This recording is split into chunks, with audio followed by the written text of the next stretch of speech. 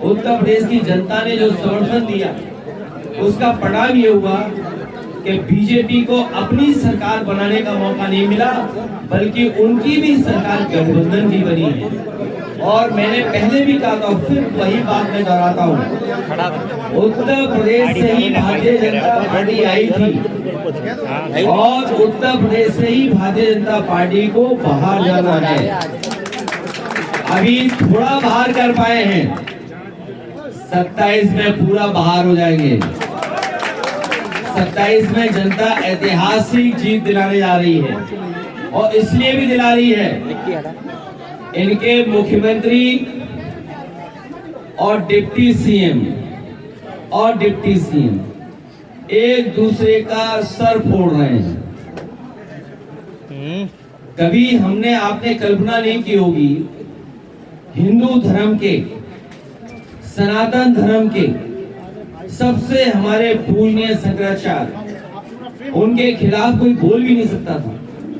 लेकिन सोचिए, अहंकार ने, इस सरकार के अहंकार ने, और न केवल उनका अपमान किया, बल्कि हमारी पौराणिक परंपरा जो रही है सनातन धर्म की और हिंदू धर्म की, कि शंकराचार्य पूरे अपने सम्मान के साथ, गाया वाया के साथ, अपने जितने सहयोगी साथी उनके साथ जाकर के गंगा और संगम में स्नान करते थे।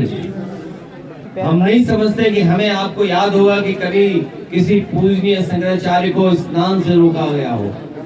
न केवल स्नान से रोका गया, बल्कि वो कई दिनों धरने पे बैठे रहे।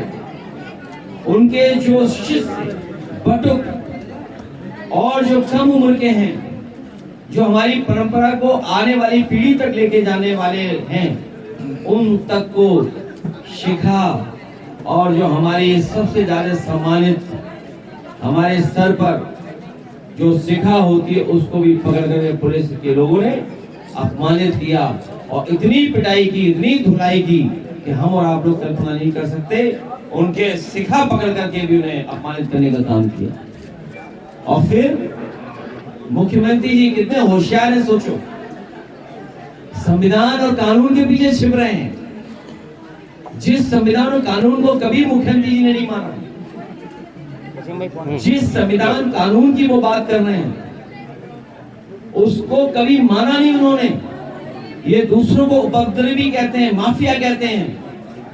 लेकिन 2017 के बाद अगर उन्होंने अपने मुकदमे वापस नहीं ले लिए होते और जो उन्होंने इलेक्शन कमीशन को दिया है अपना एफिडेविट, अगर एफिडेविट को हम देखते हैं तो अभी तक का इतना उपद्रवी कोई मुख्यमंत्री नहीं बना, इतने मुकदमे भी किसी मुख्यमंत्री में नहीं रहे जितने मुख्यमंत्री पर मुकदमे हैं।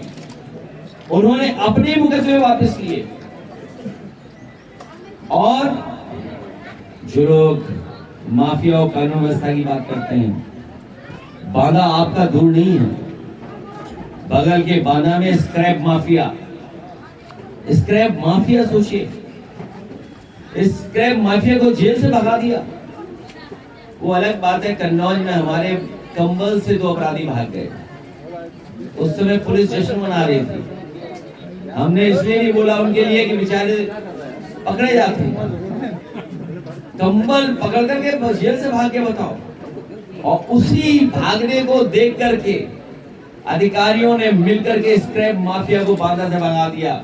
और सुनने में आता है बांदा से ऐसा रूट बताया नेपाल का कि जाओ नेपाल, वहां से हवाई जहाज पकड़ना, देश छोड़ के चले जाना।